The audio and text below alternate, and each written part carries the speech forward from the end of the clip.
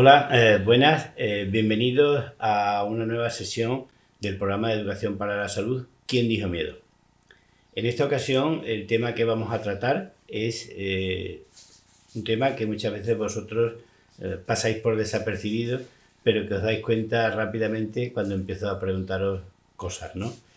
Eso sirve, todas esas preguntas nos sirven a los especialistas que tratamos este asunto y a los profesionales que lo puedan hacer desde otro ámbito, de llegar a saber qué es lo que sucede con esa persona. Y eso es lo que es el diagnóstico del fumador.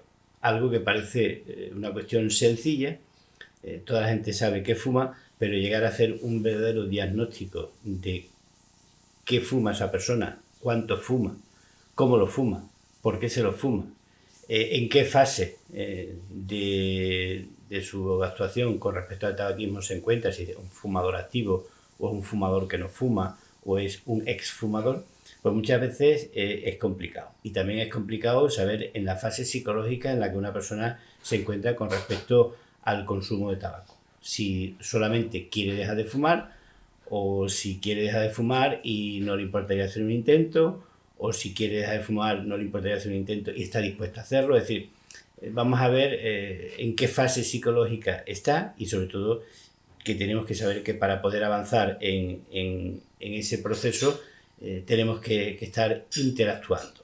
Bueno, pues para ello contamos hoy con la intervención de la doctora Lourdes Cañón Barroso. Es una médica especialista en medicina familiar y comunitaria que ha estado mucho tiempo trabajando como médico especialista de atención primaria y que es facultativa especialista de área en el complejo universitario de Badajoz, en el antiguo Hospital Infanta Cristina. Ella lleva una consulta de tabaquismo y es neumóloga. Se dedica a todos los problemas respiratorios en ese hospital universitario. Bueno, pues hoy nos va a contar cómo es o cómo deberíamos de hacer de una manera especializada el diagnóstico de la persona fumadora. Espero que os guste. Muchas gracias. Adelante, Lourdes. Buenas tardes. Antes que nada, muchísimas gracias por la invitación para participar en este interesantísimo proyecto. Como todos sabéis, estamos viviendo unos momentos muy duros por la pandemia por COVID-19 y todo esto hace que todo sea mucho más complicado a todos los niveles asistenciales, desde atención primaria hasta atención especializada. Esto conlleva que estamos también dejando de lado otro tipo de patologías para tratar a estos pacientes tan graves. Pero tenemos que hacer un esfuerzo entre todos para intentar también sacar adelante esta otra epidemia importante que es la del tabaquismo y dedicarnos también dentro de la medida de nuestras posibilidades. Como todos sabemos, el tabaquismo es una enfermedad adictiva crónica que tiene una elevada prevalencia, afecta al 30% de la población mundial, produce muerte prematura en la mitad de aquellos de los fumadores y es la primera causa de muerte evitable en los países desarrollados. Como toda enfermedad crónica, tenemos que abordarla siguiendo los mismos parámetros que llevaríamos con una enfermedad crónica, desde el diagnóstico hasta el tratamiento y el seguimiento. Ante todos los pacientes, cuando vienen a nuestra consulta, tenemos que hacerle la siguiente pregunta. ¿Usted fuma? Esta pregunta tenemos que hacerla cada vez y hacerla reflejada en la historia clínica. Nos encontraremos varias respuestas. Los pacientes que no fuman, las personas no fumadoras, que tenemos que animarlos a seguir siéndolo, incidir en la educación para la salud y advertirles de los riesgos del tabaquismo pasivo. Aquellos que han dejado de fumar, felicitarlos enérgicamente y animarlos a seguir siéndolos, teniendo en cuenta que siempre existe el riesgo de recaídas. ¿Y qué hacemos con el paciente fumador? Pues este es el que conllevará el máximo de nuestras energías para ayudarlos. Hay fumadores que les resulta más fácil dejar de fumar con una mínima ayuda, o bien ellos solos, o con una mínima ayuda por parte de su médico. En cambio, hay otros fumadores que han intentado a lo largo de su vida dejar de fumar en varias ocasiones y les ha costado muchísimo conseguir una abstinencia completa. Pues hacia estos pacientes es hacia los que tenemos que centrar nuestro máximo esfuerzo para llevar a cabo un diagnóstico correcto y un abordaje terapéutico lo más correcto posible. Empezaremos haciendo una historia clínica, como en todas las enfermedades crónicas, con una anamnesis general y específica del tabaquismo. Nos interesa mucho conocer el estado de salud del fumador. Le preguntaremos sobre sus antecedentes personales, sus antecedentes patológicos, preguntándole también por los síntomas que más relacionados están habitualmente con el consumo de tabaco, como son la tos, la disnea o el dolor torácico. Haremos una anamnesis completa por aparatos y sistemas, preguntando pues eso, por otro tipo de patologías que a lo mejor nos podrían contraindicar tratamientos que posteriormente queramos pautarle para la deshabituación tabáquica. Por supuesto, las alergias medicamentosas, eso es un dato que siempre tenemos que tener reflejado, y los tratamientos habituales que toma esa persona para tener en cuenta que no interaccionen con los tratamientos que queremos pautarle posteriormente.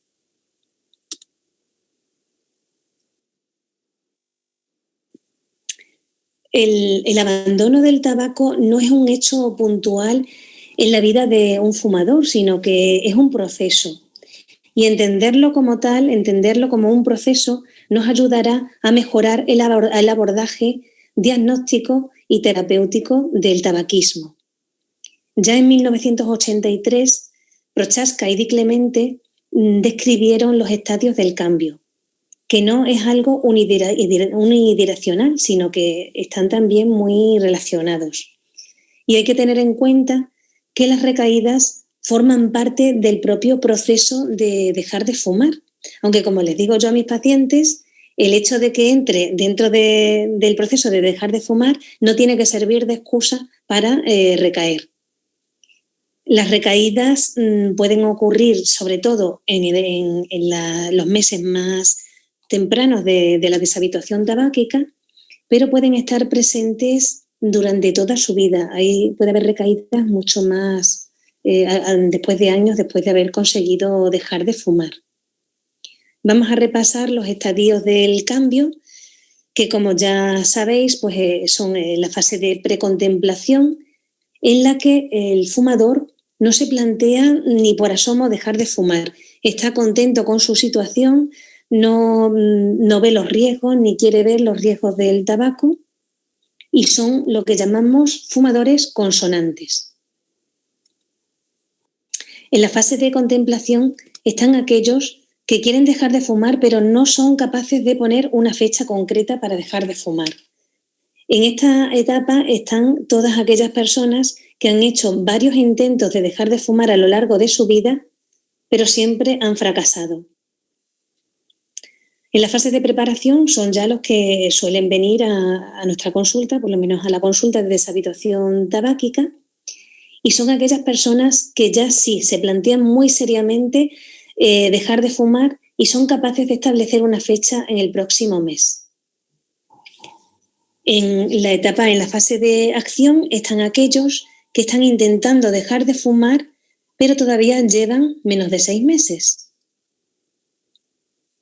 Y en la fase de mantenimiento son aquellos que llevan sin fumar más de 6 meses. Identificar en qué estadio están nuestros pacientes nos ayudará a hacer un diagnóstico mucho más concreto y hacer un abordaje mejor para ayudarlos a dejar de fumar. Realizaremos una exploración física con una auscultación cardiopulmonar, sobre todo también una exploración del sistema vascular periférico. Recogeremos datos como, por ejemplo, la tensión arterial, el peso, la talla, el índice de masa corporal es muy importante porque, como todos sabéis, una de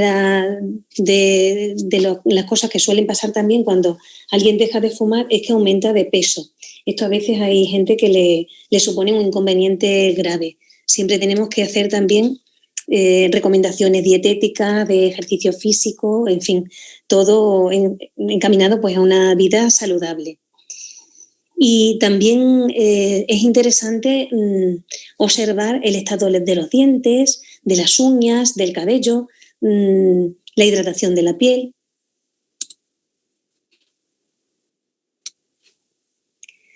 Recogeremos los antecedentes de tabaquismo. El hábito de tabáquico en los padres es un dato muy importante porque a veces es un detonante para que algunas personas empiecen a fumar. El hecho de tener padres fumadores o padres tolerantes con el tabaco es un factor de riesgo para empezar a fumar.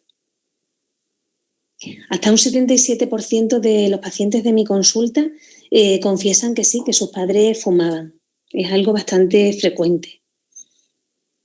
La edad de inicio del consumo de tabaco, pues ya sabemos que suele ser en la adolescencia, a edades tempranas.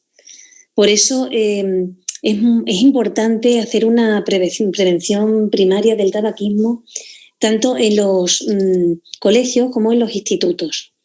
Porque si pudiéramos evitar que los chicos, los chavales empezaran a fumar, sería magnífico. Mientras más jóvenes empiecen a fumar, mucho más difícil es dejar de fumar. La edad de inicio del consumo actual es diferente a la edad de inicio del consumo de tabaco, porque al principio, a los 14, 15 años, lo que empiezan es un poco con el tonteo y fumando todavía poquito. Pero hay que saber a partir de qué momento ya el consumo es más serio. Y recogeremos datos sobre el consumo actual, qué número de cigarrillos consume al día, qué tipo de tabaco fuma, tabaco manufacturado o tabaco de liar.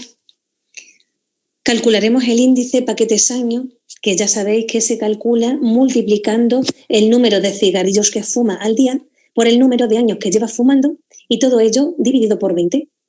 Este indicador es importante porque nos dará una idea también de la gravedad de tabaquismo.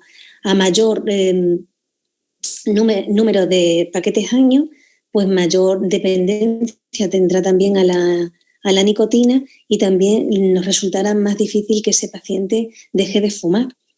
Y también es verdad que está relacionado con el mayor riesgo de desarrollar enfermedades causadas por el tabaco.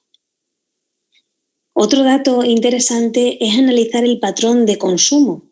Si inhala el cigarrillo profundamente o si no se lo traga, con qué frecuencia fuma, con qué distancia hay entre fumar un cigarrillo y otro, si se despierta por la noche a fumar.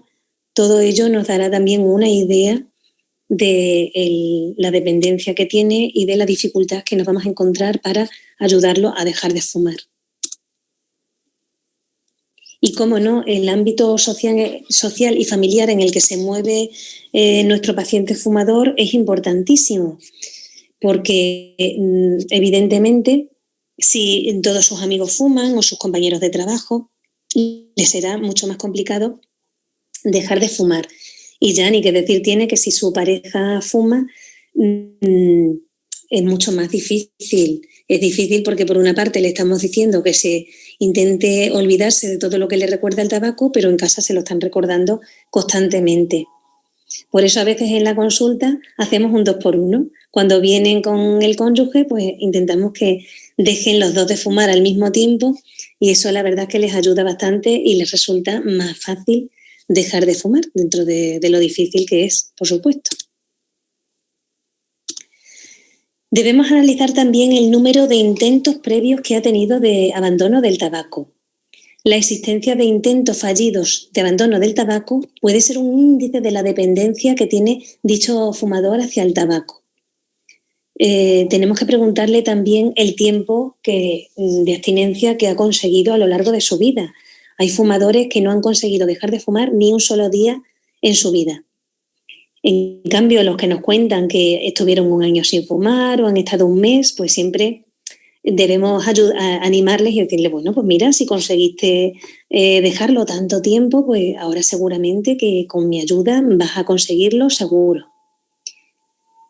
También es interesante preguntarles si lo dejaron con ayuda de algún fármaco o sin ayuda de ningún medicamento. Y en caso de que sí que hayan tomado algún fármaco, qué tolerancia tuvieron, si les produjo algún efecto secundario, pues porque sabemos que ya ese es mejor que no se lo mandemos, que cambiemos de tratamiento. Y también pues las causas de recaída, el síndrome de abstinencia que tuvieron, si tuvieron mucho síndrome de abstinencia, todo eso nos ayudará a enfocar nuestro tratamiento y prevenir las recaídas. Las causas de recaída, pues en mis pacientes la mayoría confiesan que es la ansiedad. La mayoría han recaído por ansiedad, aunque también pues por algún problema familiar o algún problema en la vida, que yo siempre les digo que el momento ideal para dejar de fumar no existe, porque como estemos buscando el momento en el que no vamos a tener ningún problema en la vida, ese momento no existe, porque la vida en sí son problemas. Y además que el tabaco no soluciona los problemas, sino que al contrario los empeora. La nicotina es la sustancia que provoca mayor dependencia y por tanto tenemos que ver qué grado de dependencia tienen a la nicotina. Para eso nos valdremos del test de Fagerström, que es uno de los más utilizados en el tabaquismo. Es un cuestionario breve que consta de 6 preguntas y a mayor puntuación, mayor dependencia. A la pregunta de cuánto tiempo pasa desde hasta que se fuma su primer cigarrillo, hay algunos fumadores que antes de poner el pie en el suelo ya se han fumado algún cigarrillo o se levantan por la noche a fumar. Pues evidentemente estos tienen mayor dependencia. Una cosa curiosa, no sé si os pasa también a vosotros, es que a la pregunta de que si encuentran difícil no fumar en los sitios donde está prohibido fumar, la mayoría contesta que no les resulta difícil. El cigarrillo que más les cuesta dejar de fumar cuando tienen más dependencia es el primero de la mañana. Y, por supuesto, a mayor número de cigarrillos que fume al día, mayor dependencia tienen. Y hay algunos fumadores que no son capaces de dejar de fumar ni siquiera estando enfermos. Pues todo esto nos dará una idea de la dependencia que tienen. Una puntuación mayor de 7 indica que tienen una dependencia alta a la nicotina. Y la motivación.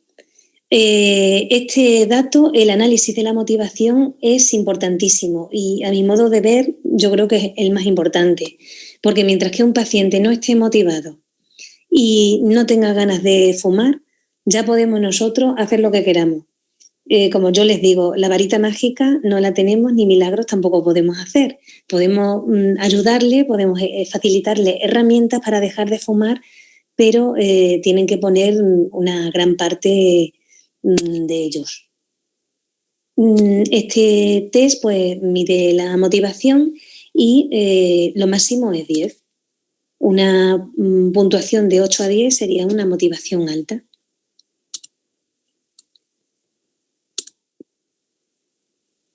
El análisis de la dependencia social, gestual y psicológica, social y gestual se mide a través del test de Glover-Nilsson. Este test, pues los ítems, las preguntas 1, 6, 7 y 8 nos miden la dependencia psicológica, en la 17 y la 18 miden la dependencia social y la 2, 3, 4 y 5, así como la 9 a la 16, miden la dependencia gestual. Esto nos ayudará también a enfocar la ayuda psicológica que le tenemos que prestar también a los pacientes.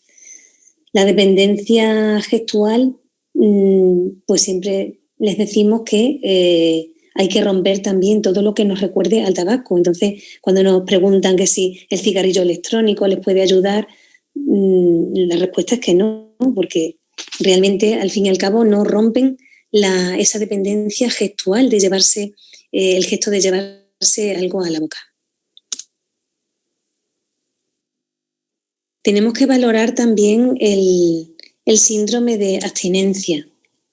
El síndrome de abstinencia es el conjunto de signos y síntomas de naturaleza física y psíquica que aparecen como consecuencia de la reducción o del abandono del consumo de tabaco, y es muy variable de un fumador a otro. Existen varios cuestionarios que valoran la intensidad del síndrome de abstinencia. Nosotros el que solemos utilizar es el Minnesota Nicotine Withdrawal Scale, que nos mide pues el craving, el mono, la necesidad imperiosa de fumar, la disforia, la irritabilidad, la ansiedad, la dificultad de concentración, la inquietud, el aumento de apetito, el estreñimiento, la dificultad para dormir. Todo esto se puntúa de 0 a 4, siendo 0 nada y 4 lo máximo. Le solemos pasar este cuestionario en todas las visitas de seguimiento, es decir, a la semana del día D, al mes, a los 3 meses, a los 6 meses, a los 9 meses y al año. Y vamos viendo cómo se va disminuyendo, o también te sirve para detectar si hay un craving importante, pues que a lo mejor hay que modificar el enfoque terapéutico o reforzarle ese tipo de síntomas.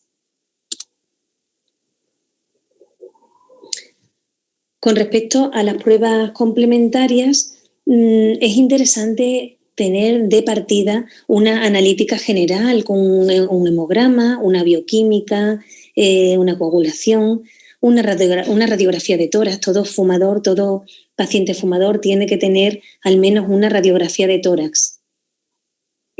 Una espirometría, la espirometría también, que nos mide la función pulmonar del paciente, es una prueba que en algunas ocasiones también le sirve como motivación y como refuerzo para dejar de fumar.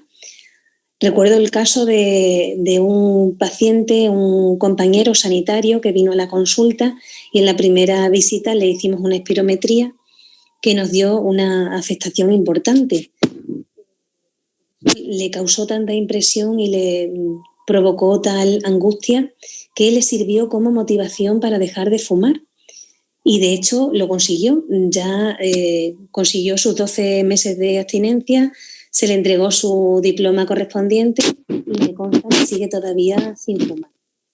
Aparte de eso, la espirometría siempre es bueno tenerla también como referente, pues para hacer también un diagnóstico de POC, y es conveniente también hacer otra espirometría al año de la abstinencia, pues para ver también la mejoría que haya habido después de dejar de fumar. Y con respecto a la cosimetría es más fácil que la espirometría. Mide la cantidad de monóxido de carbono en el aire exhalado y lo mide en partes por millón. Este es el cosímetro, este aparatito, y se le pone aquí una boquilla de un solo uso y se le pide al paciente que coja aire y que lo aguante durante 15 segundos.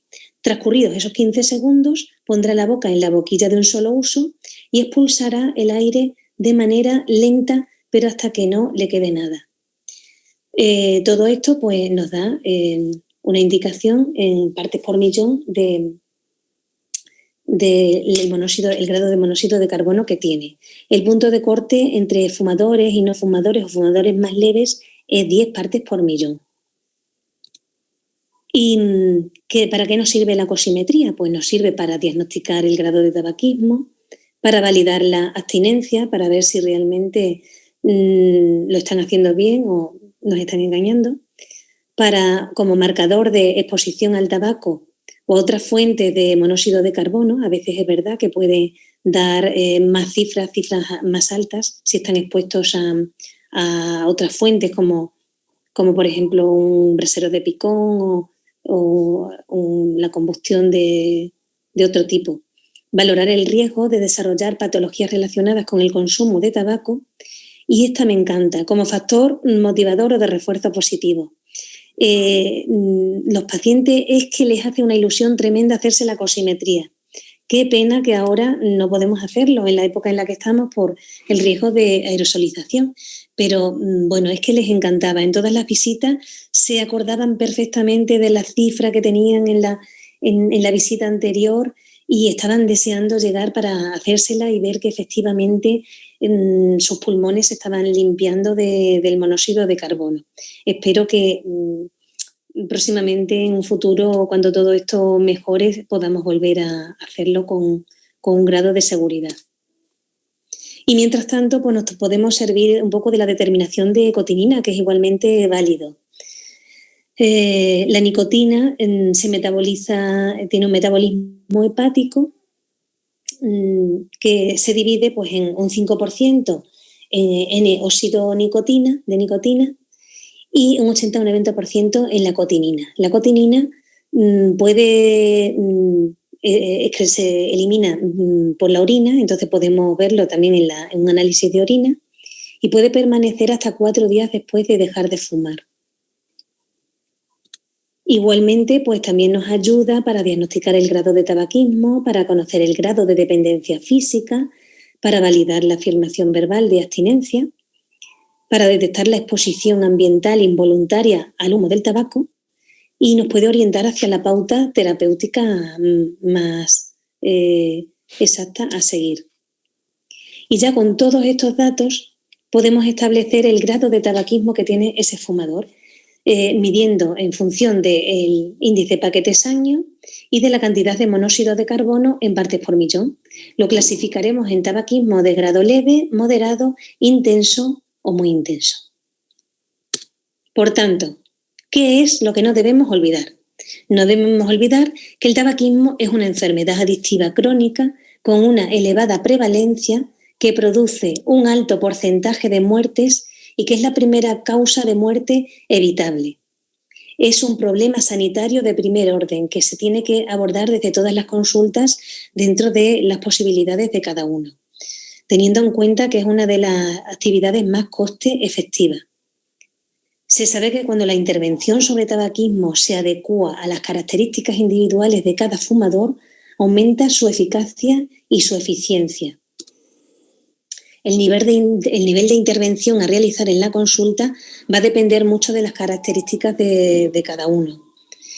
Y antes de establecer unas recomendaciones de tratamiento, hay que tener en cuenta una serie de datos diagnósticos: el tabaco consumido, el número de paquetes año, la fase dentro del proceso de abandono en la que se encuentra el fumador, el grado de motivación, saber si el fumador está dispuesto o no a realizar un intento serio de abandono, si ha tenido intentos previos y los motivos por los que tuvo recaídas, el test de Fagerström para ver la dependencia a la nicotina, la cosimetría o la determinación de cotinina y con todo ello determinar el grado de tabaquismo. Así que para concluir, pues solamente decir que ahora mismo el bien más preciado y el más escaso que tenemos es el tiempo para poder tratar a nuestros pacientes, pero sobre todo que nunca perdamos la ilusión por ayudar a los fumadores a dejar de fumar y ayudarles a tomar una vida saludable, unos hábitos de vida saludable, porque no sé vosotros, pero a mí la consulta de deshabituación tabáquica es una de las más gratificantes y de las que más me aporta. Y es bueno que disfrutemos también con las cosas que hacemos. Muy bien, pues eso es todo. Muchísimas gracias. Bueno, pues como habéis visto, el diagnóstico del fumador es un proceso bastante complejo. Como yo digo, historiar a un fumador conlleva saber prácticamente toda su autobiografía. Entonces, eso es muy importante y sobre todo no es importante preguntar, sino es importante saber qué preguntar y para qué. Y sobre todo el para qué es para que podamos ofreceros respuestas.